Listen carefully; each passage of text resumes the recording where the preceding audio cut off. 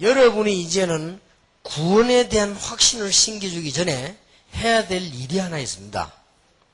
이런 사람들이 교회로 온단 말이에요. 자, 이런 사람들이 교회 오기 때문에 이 사람이 구원이 예수 믿으면 구원받는데 믿으는 지는데 여러 가지가 이해가 안 돼요.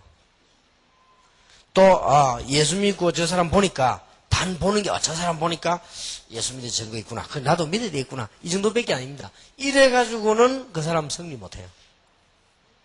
아니 저 유광수 목사님 보니까 예수 믿고 저 축복받구나. 나도 뭐 받아야겠다. 이 정도란 말이지. 그런 이제 정인인데 나쁜 말은 아니지만 이럴 때에 여러분들이 뭐 해야 되는 거 하니까 아주 차분히 성경 전체를 알게 만들어야 됩니다. 성경 전체를 이해하시키는 데는 아주 쉬운 일입니다. 성경 전체의 내용을 밝혀줘야 돼요. 평신도인 경우 여러분들이 성경 전체를 얘기하면 상대방이 놀랍니다. 이야, 이 사람 말에 평신도가 말이지 이게 막 이렇게 말이지 성경을 많이 알고 있구나 하고는 충격받습니다. 그리고 여러분 집에 가보고 너무 못 사는 거 보고 또 충격받습니다. 그래서 나도 사실은 몰랐댔는데 이제 이 성경을 알고 내가 구원의 비밀을 알고 응답받기를 시작했다. 그렇게 얘기해야 훨씬 공신력이 있습니다. 그래야만 그 사람의 문이 열립니다. 왜냐하면 우리도 사실은 제가 옛날로 볼 것 같으면 성경 복음 깨닫고도 많이 헤맸거든요. 그거는 사실은 과정인데 또 다른 사람 그거 보고 또 시험 들어요. 결국은 그 사람은 제자가 안 되고 떠나가게 됩니다. 그래서 여러분이 이런 부분을 굉장히 주의하면서요. 성경 전체를 한번 잘 보고 설명을 해줘야 됩니다. 그래서 성경의 제일 중요한 몇 단어를 먼저 이 얘기를 해야 되지요.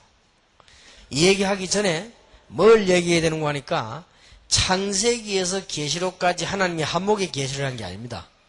오랜 세월 동안 조금씩 해왔기 때문에 14세기 와서 13세기부터 시작돼서 14세기 와서 66권을 묶은 겁니다. 그 이전에는 따로따로 있었습니다. 자, 그 말은 무슨 말인가 하니까 창세기 하나 안에 완전 복음이 다 있다 그 말이에요. 그 다음에 출애굽기 못 읽고 죽은 사람도 구원받을 수 있다는 말이 됩니다. 고린도에 살고 있는 사람은 고린도서를 읽고 완벽한 구원을 얻을 수 있죠. 그때는 다른 거 읽을 수가 없습니다. 무슨 말인지 이해됩니까? 그래서 성경 66권 전체를 가지고 예언된 것, 성취된 것을 찾아보는 것은 성경적이지만 너무 굳이 다 읽어야 된다고 강조하는 것도 약간 무리는 있습니다. 또 성경을 많이 알아야 된다고 강조하는 것도 무리 있습니다. 성경 전체의 중요한 흐름과 하나님의 계시를 바로 알아야 되는 거예요. 무슨 말인지 알겠죠? 그런 의미에서 성경이 얘기를 하는 것입니다.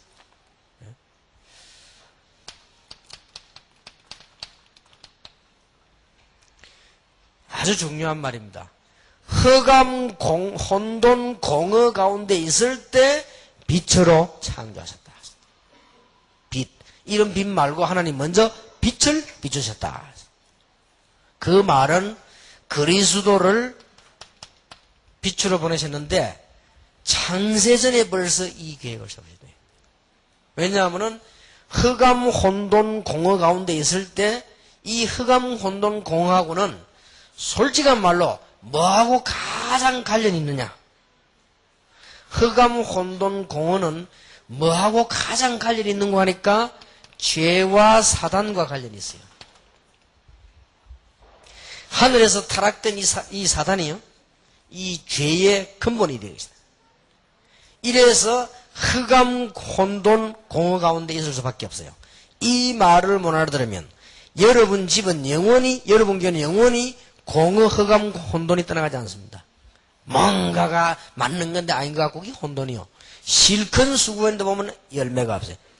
그게 공허입니다. 흑암이 뭡니까? 뭔가 문제가 자꾸 다가와요. 여기에 하나님이 빛을 비추셨다. 그래서 요한복음 1장 11절에는 빛을 보내셨는데 빛을 오셨는데 알지 못했다 그랬죠.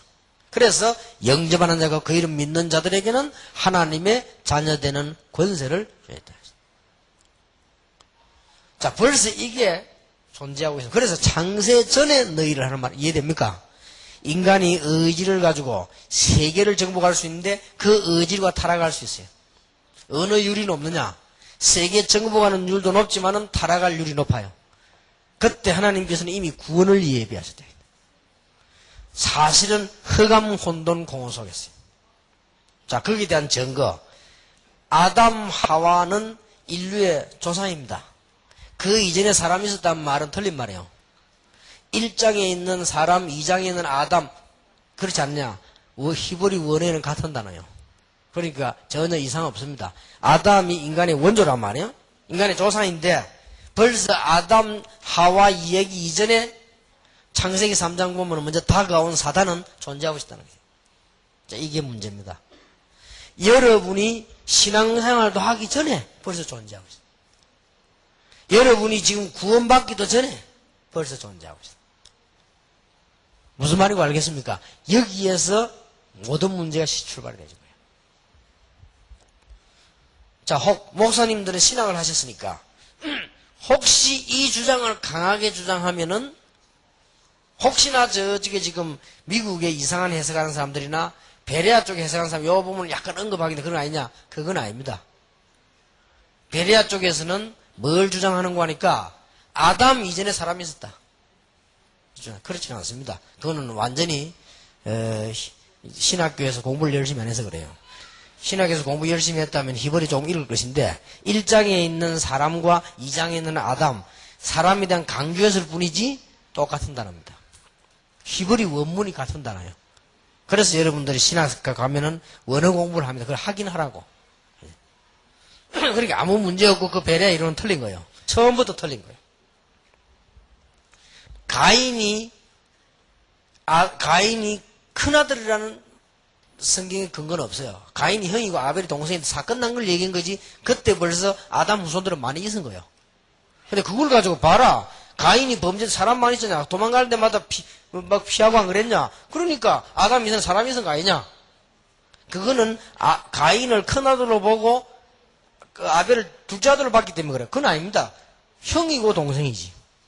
그리고 그 주위에 사람이 뭐 이리 많이 있어도 그 설명은 굳이 할 필요가 없죠. 성경은 중요한 것만 알면 되니까요. 자, 여기에서 문제가 발생해요. 그래서 이 흑암근세는 분명히 성경에는 분명히 창세기 3장 5절에 보니까 뱀이 아담 하와를 유혹했다. 그게 안 넘어갔으면 되는데 핑계거리는 안 됩니다. 그러나 이유는 됩니다. 이게 그렇잖아요. 그게 딱 문제입니다. 여러분이 범죄한 것이 사단 책임이 있는 건 아닙니다. 그러나 사단이 여러분을 유혹한 것만은 확실하거든요.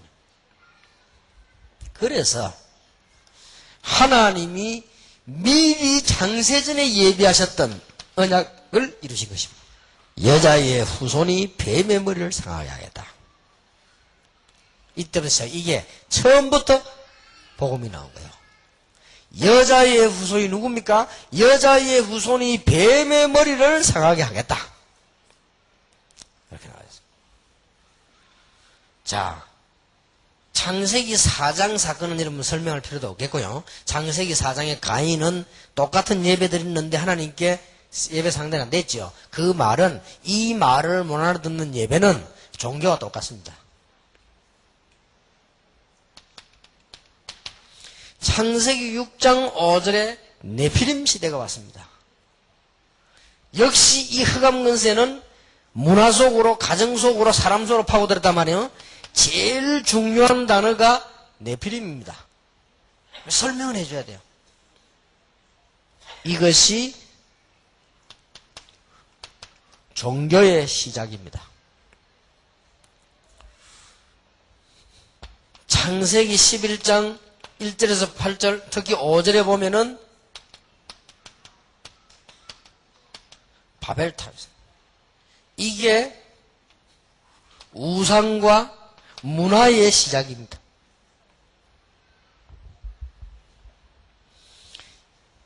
이게 너무 중요한 거예요. 거기다가 하나 더 붙이려면 창세기 4장 4절 5절 가인과 아벨. 그것도 중요한 사건입니다. 그래서 그거는 몰라도 되는 사건이에요. 그러나 이거는 모르면 큰일 나는 거예요. 창세기 1장 3절에 2절에 흑암, 혼돈, 공허 가운데 하나님이 빛을 부으시다는 말을 못 알아들으면 굳이 예수 보낼 이유도 없고 굳이 창세전에 우리를 예비했단 말도 할 필요도 없고 창세전에 복음이 준비되는 말도 이해가 안 되고 다 안 되는 거예요. 이미 하나님께서는 완벽하게 이 복음을 준비하셨다가 창세기 3장에 보니까 이 사단에 걸려 넘어지니까 바로 복음을 준 거예요. 여자의 후손이 뱀의 머리를 상하게 하고 있어요. 그리고는 창세기 6장에 그런 시대가 왔죠. 그러니까 창세기 14절에 방주 안에 들어오너라. 방주 안에 들어오면 산다. 예수님께서 내가 너희 보낼 요나 가는 얘기들, 그 다음에 노아 홍수하는 얘기를 많이 했습니다. 성경에 신약에도. 자, 성경 공부 아무리 해도 이 부분을 놓쳐버리면 안 되는 거예요. 혹시 이 자리에 신학 공부할 때 창세기는 하나님 말씀 아니다라고 배운 분도 계실 겁니다. 그런 신학교도 많아요. 대한민국의 절반 이상이라고 보면 돼요. 그것들이 다 이단이요.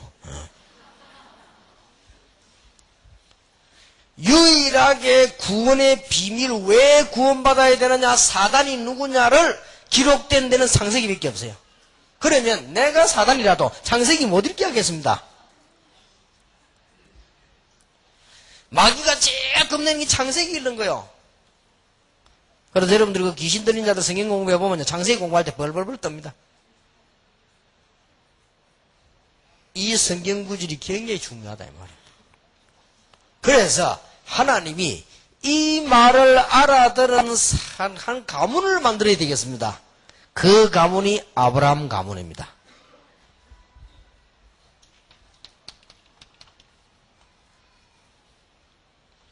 이게 창세기요. 아브라함, 이삭, 야곱, 요셉. 자, 우리가 지금 가져야 될 사명은 분명하게 심어놓지 못했기 때문에 이 지금 요셉 이후에 이게 또 없어져 버린 거예요. 그렇지요. 그래서 없어지니까 아브라함의 가문이 뭐가 됐죠? 노예가 된 겁니다.